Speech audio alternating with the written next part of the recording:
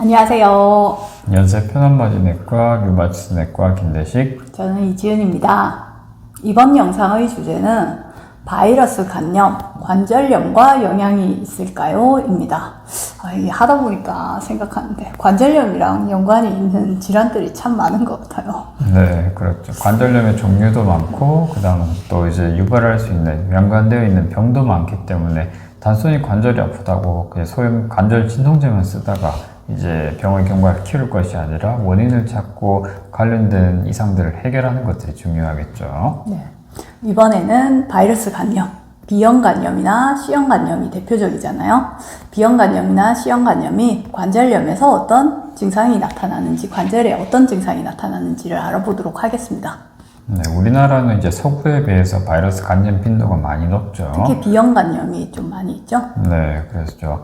근데 그런 이제 바이러스 감염 자체가 이제 관절 증상을 유발할 수가 있습니다. 그래서 보통 이제 관절이 붓고 아픈데 이런 것들이 감염과 연관되어 있다는 것을 또 모르는 분들이 또 많이 있거든요. 근데 연관이 있을 수가 있고, 이제 C형 감염 같은 경우에는 급성 C형 감염인 경우에 급성 다발성 관절염증이 생기는 경우가 많이 있습니다. 손목이라든지 무릎, 어깨 다발적으로 붓고 아픈 것들이 이제 C형 감염 처음에 이제 활성이 되면서 바이러스 감염 때문에 유발이 될 수가 있어요. 또 이런 것들이 자가면역 질환과 굉장히 비슷하게 또 혈관염증 증상도 비슷하게 생길 수가 있거든요. 이게 손, 발 끝이 이제 하얗게 시리고 아픈 레이노드 증상이라든지 그 다음에 하지 쪽으로 특히 뭐 출혈성처럼 생기는 자반증이라든지 그런 게 나타날 수가 있고, 그런 C형 감염 자체가 관절 증상을 유발할 수가 있고, 그 다음에 그 자가면역 질환 증상 중에서 혈관염증 증상을 유발할 수가 있기 때문에 꼭 이제 그런 것들이 있으면 간 기능과 그 다음에 바이러스 감염 관련해서 체크를 하는 것들이 또 중요합니다. 그리고 이제 류마티스 인자가 높으면은 류마티스 관절염 빈도가 올라갈 수가 있는데, 인자가 높다고 무조건 류마티스 관절염이 생기는 건 아니거든요. 이것이 또 오인될 수가 있는 게 C형 감염일 때 아니지.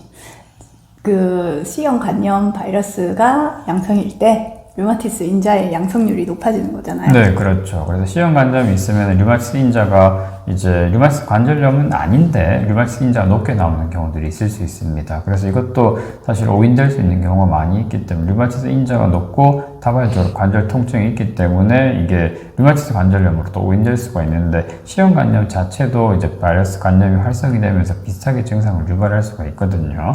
그래서 류마티스 인자가 높은 요인들이 또 여러 가지가 있는데, 그 중에 하나가 이제 C형 감염 바이러스가 류마티스 인자를 높게 나타날 수가 있다. 알고 계셔야 되고, 또 이제 대표적으로 C형 감염 외에 처음에 말씀하신 B형 감염 같은 경우에도 사실 빈도가 C형 감염보다 좀 더 많죠.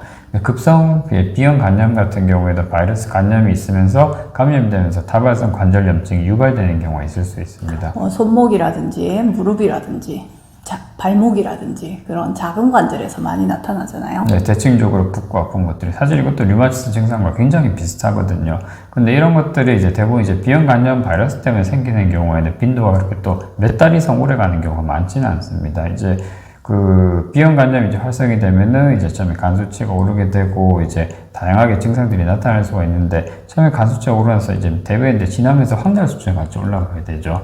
근데 그런 황달 수치가 생기기 전에, 황달 수치가 올라가기 전에 관절 증상이 나타나는 경우들이 대다수입니다. 그래서 관절이 아프다가 보통은 며칠에서 길게는 몇 주 정도 붓고 아프다가 이제 시간이 지나면서 관절 증상은 좀 호전이 되는데, 간 증상이 나타나는 거죠. 그렇죠. 간이 이제 간세포가 파괴가 되면서 나중에 B형 감염에서 간염, 간경화, 나중에 진행되면 간암이 생길 수가 있는 겁니다. 그래서 B형 감염 때도 이제 B형 감염이 이제 급성 감염이 생기게 되면은 이제 다양하게 관절 증상이 유발될 수가 있고, 이런 경우에는 근데 대부분 이제 관절 증상은 시간이 지나면서 없어진다. 황달 수치가 올라가게 되면 황달 수치가 올라가기 전에 대부분 관절 증상은 없어지는데, 그때부터 간세포가 파괴가 되는 거기 때문에 그때는 빨리 이제 B형 감염, 간염 바이러스 약을 드셔서 간을 치료하는 것들이 중요하겠죠.